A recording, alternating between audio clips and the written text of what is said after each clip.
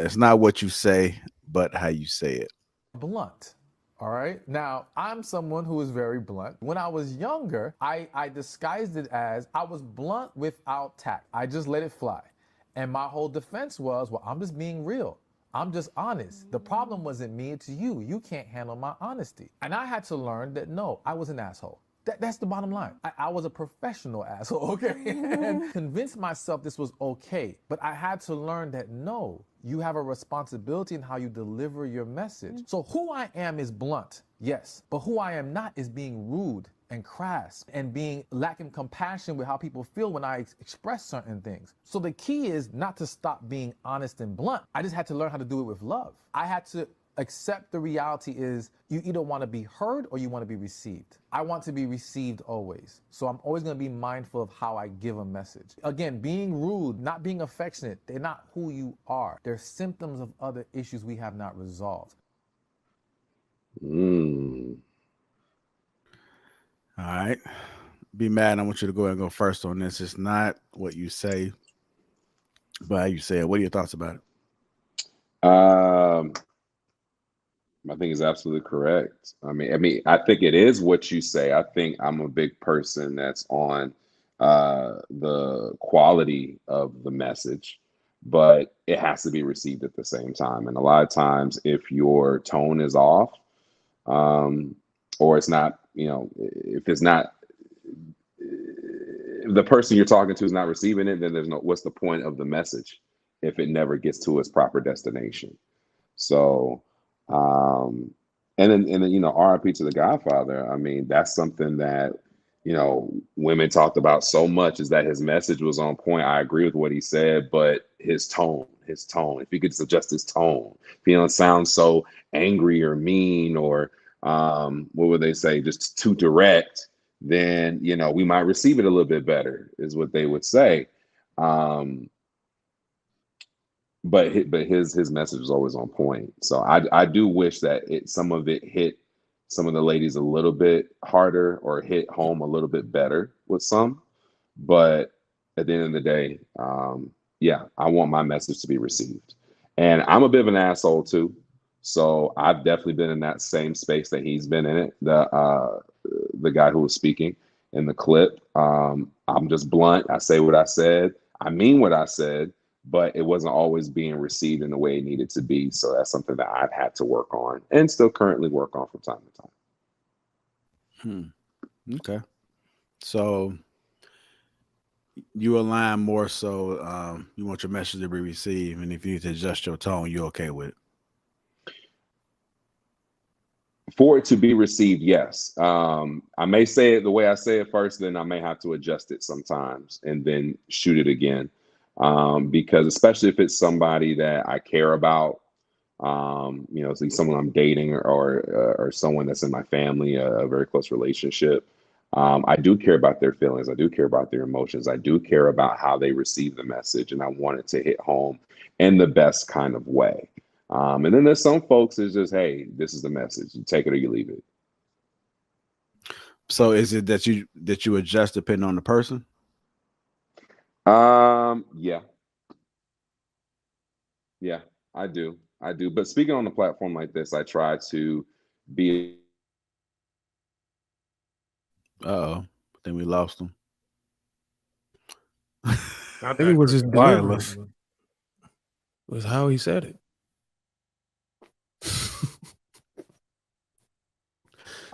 All right, Trill, what are your thoughts about it, man? It's not what you say, but how you say it. Yeah, I mean, I agree. Growing up, I was real ego driven.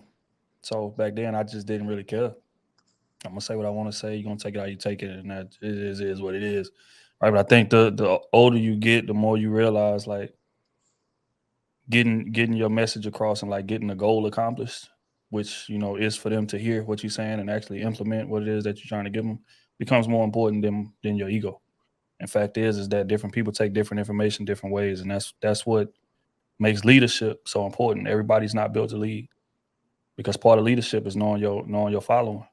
It's just like football. Jimmy Johnson, famous coach for the Cowboys, said something so profound back in the day, and I'll never forget it. He said, "I don't coach all my players the same way." Certain players I can yell at, get dead on your ass. What the hell are you doing, son? Da, da, da, da. And certain players I got to pull to the side, like, hey, bro, come on, man. You was better than that. Step up, do what you got to do. You know what I'm saying? In a quiet conversation in the corner, and that's going to get peak results out of him. The same way yelling and getting on his ass is going to get peak results out of him. So I think you got to understand your following as a leader, and then you adjust. If not, if you try to coach everybody the same way, then you're gonna get people that's just gonna check out. They're gonna tune out, and they just not gonna listen. And that's what happened a lot of times with Kev. Rest in peace to my dog. But again, the message, they could never argue the merit of the message ever. That's why they just lean toward tone all the time. But again, tone is. I mean, I hate saying tone. Delivery style is important.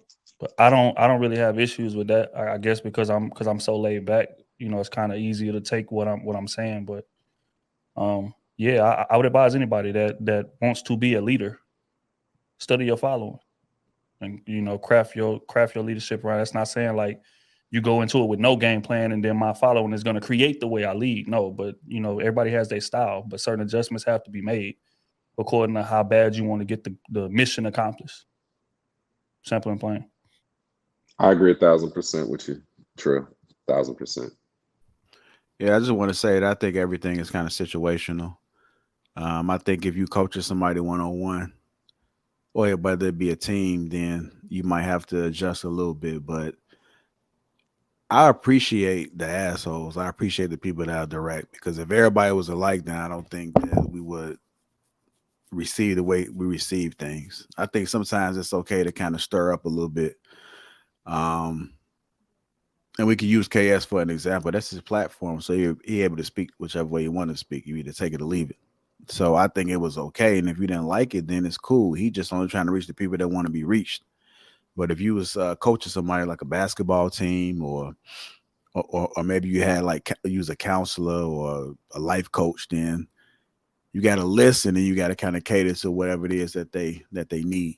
Because of course you're still trying to sell a product. I mean, even when you're thinking about marketing, you're just trying to sell a product, so you're going to cater to your audience. Even with YouTube, you look at your analytics and then you're seeing what's popping, and you're going to give the people more of what they want. Whether you might go against the grain a little bit. Somebody might be say, hey, you guys should do this, but it's like my audience want this. And then you kind of like, well, what do I do? You got to kind of figure the balance out. And a lot of people will probably go what it is their audience want, because they want to thrive. So everything is situational. I appreciate the assholes, so continue to be assholes, because it does reach people. A lot of people followed KS because he was direct, and sometimes you got to be consistent. I think people could appreciate people that are consistent. One of the things I heard about Mr. Let Go is that he's still consistent in what he does, and how he says, no matter how much clap back he gets and people say things in the chat, he's still consistent in being him. So I just love everybody, man. I love the way people are, because it gives us different perspectives, insight, personality, whatever label you want to put it. It just gives us something different to see, to be able to like integrate within the communication. So that's just my thoughts about it. I'll tell you what else though, just real quick on Kev, is something that I just thought about. Kev didn't talk like that to everybody. He went based on the energy that he got. If you called up there with super aggressiveness and super like just belligerence, then you're going to get one side of Kev. If you called up there with an open ear, then you're going to get another side of Kev. A perfect example of that is when he went on live with Nicki Minaj. That energy was a lot different than what his typical energy that he was known for was when he sat down with Brittany Renner. Mm-hmm. That energy was a lot different than what he had been known to deliver. So again, it comes down to how important is me getting my message across compared to how important is me just being who I am, unapologetic. I don't give a damn what the consequences is of it. I actually think that was problematic, actually, because I can't talk about what nobody else should or whatever, but that is actually being a thermometer instead of a thermostat. I operate as a thermostat. I create the temperature in the room, not Nicki Minaj or no damn body else. So when it comes to something like that, Nicki Minaj created the temperature because he adhered to her. To me, as a leader, you dictate the actual temperature. So there's a certain amount of consistency that you have to have, regardless of who you're around, no matter what room you're in, where, you know, of course, there's certain modes, but at the same time, you create the environment, not a Nicki Minaj or another person. Now, not saying if I go on Nicki Minaj, I'm going to do the, but most definitely, if I tell women out here to sit their asses down and me and Nicki Minaj online together and she say some stuff, I'm be like, all right, your husband need to tell you sit your ass down somewhere. I might not say sit your ass down because she has a husband, but if she's single, I tell her to sit her ass down just like, but I don't do it in a disrespectful tone. It's somewhat of a joke, or, you know what I'm saying? So I would stay consistent no matter who I'm talking to, because I think it's important for not only an audience, but for the ability for people to trust you to be consistent. So if I say this woman over here, women or children, as an example, I'll say women or children over there. I'll say women or children in damn body, because that's what I believe. So if anybody, so am I a child? Well, if you're a woman, yes. You know what I'm saying? So the thing about it is I'm able to add context to what I say. So I think when it comes to tonality, delivery, are you able to articulate your message properly where somebody can get an understanding of what you're saying? Or are you just belligerently just saying stuff just to get somebody upset? Because I could say something that can make somebody upset, but at the same time, one, with my tone, two, with my level of consistency, three, with the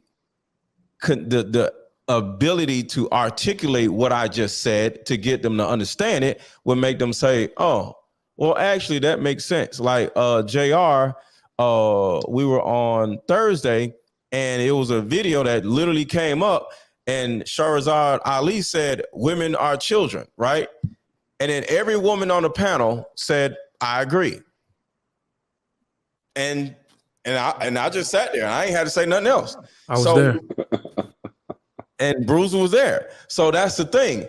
I can articulate what I say, and there's a reason why I say what I say, you know, so people can understand it. And that is the thing, because none of the things that we've ever done or said has been said for the first time. There has to be some type of levity to why you say what you say. But if you just run around saying shit just to piss somebody off, yeah, that is a problem. You are an asshole. You're a this and that. But at the same time, I personally believe in being consistent in what I say and not being disrespectful in what I say, but saying that shit with my chest to anybody that asks me. And that's what's important to me.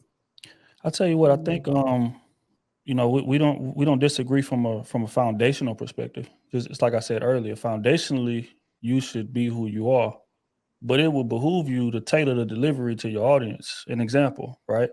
Us being on this panel, or let's take us off this panel, us being in a room of just black folks, we're gonna talk a lot differently than we would talk in a room full of white folks.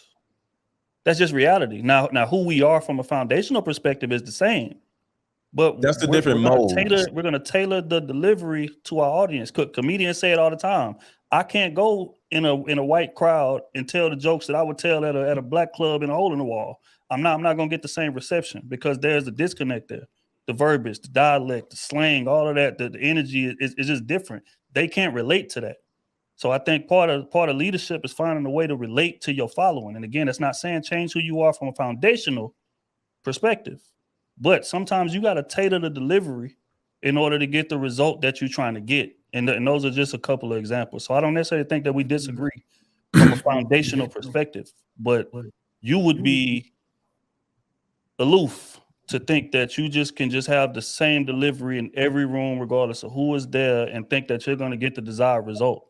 That's just not realistic, in my opinion. Let me say this one second, Trigger Mike. I think a true leader, and I'm not disagreeing with you, but we don't have a desired, like, need, okay, for example, if I'm going this way, I'm going this way. You feel me? I'm not going this way because they are going with me. I'm going this way. If they want to come, cool. But I'm going this way. So I think things get muddied a little bit, not disagreeing with you, when we have this desired outcome, this agenda. Well, in order for me to get everybody to do A, B, and C, I gotta no. I'm going this way. If y'all want to go, cool. If y'all don't, there's somebody that will lead you that way. But I'm going. You know what I'm saying? So that is the main thing I look at right there. I'm not for everybody. And yes, I do have different modes and, you know, but at the same time, I'm going this way. I don't care to a certain degree who's going with me. I'm just going. That's my whole thing. So Let 2 go. points. Are you being a loud individual, or are you being a leader? Because leaders lead people, and you need the people to actually lead. No, So I'm you going have this to way. do a level. You have So to do a level of code switching, like yeah. AC Well, was saying, to I'm do going this that. way. If you want let to me go, let me add this. So Let you're me being add a this. loud with it, individual. So but you're being No, a I'm loud going because this way. individual, because that's how I'm seeing. It's like let you sound like let a loud go let individual. go is not wrong. He's not wrong. I'm So going this way. That's all I hold gotta on. Let say. go is not wrong. Both of y'all are right, actually. So what it is that let go is going to be looked at as the more genuine person, and that usually caters to the men. The more popular person is going to be the person that can adapt to any situation. And as we can see with KS, that's how you get through to the women. So there are two styles there. Both are actually necessary.